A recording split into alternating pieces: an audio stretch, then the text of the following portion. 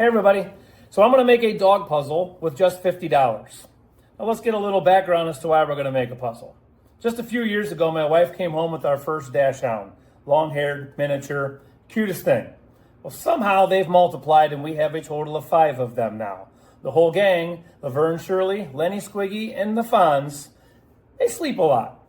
But when they're awake, they like to be challenged. Well, we like to find new ways to challenge them, hence the puzzle we're going to make. Of blue wand that happened to be 4 inches wide. So I'm going to go ahead and cut it into 4-inch squares. I need about 4 of them total for the puzzle. A sliding channel in between each one of these, and then something out here on the perimeter just to keep everything in place. Anytime I'm cutting scrap wood, I like to start by first cutting the ends off just to make sure that they're good and square. Just measure the 16 inches and give it another cut.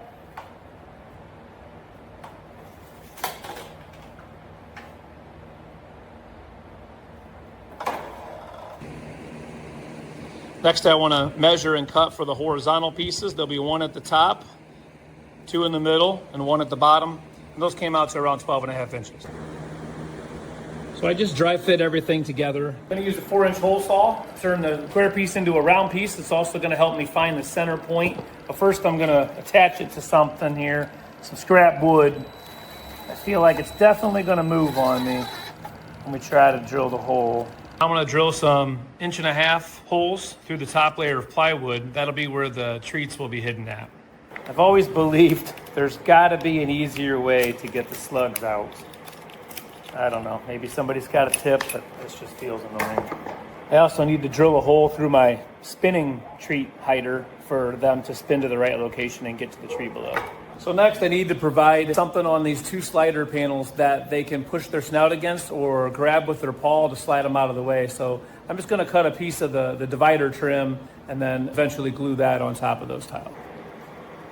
I'm not sure if they're going to need this or not, but next I want to drill a couple holes above the actual treat hiding areas just to help the smell of the treat come through to the dog. I do wish I had a drill press, maybe one of these days. And I'll do the same thing on the opposite end of the access panel for the spinning one. We'll put a hole in the center for them.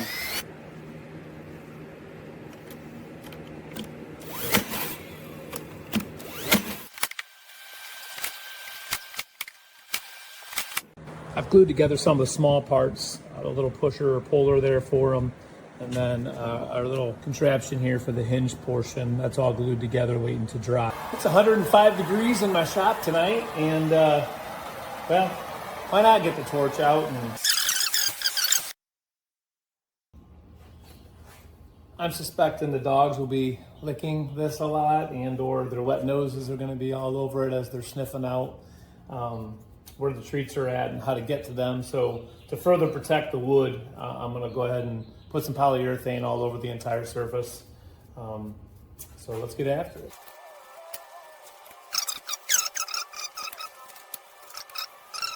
So we're at the final stage in the build. Time to put this thing together, see what the dogs think of it. First slot, pretty simple. Just putting that piece there.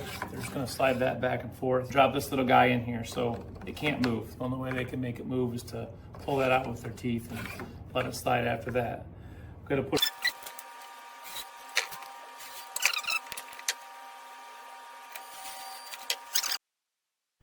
All right, so there's Lenny. He's the one that started it all.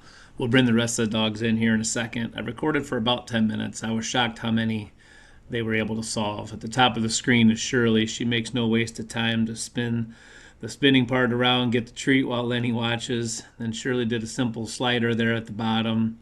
Lenny coming in to check it out. Lenny's bored, so Shirley solves the hinge one while Laverne spins in circles beside her. Shirley again for the solve at the bottom. Fonzie in the screen checking things out. He never tried to solve anything. There's Shirley solving the one at the bottom again. And to end it all, there's Lenny with the final solve of the day. Thanks for watching.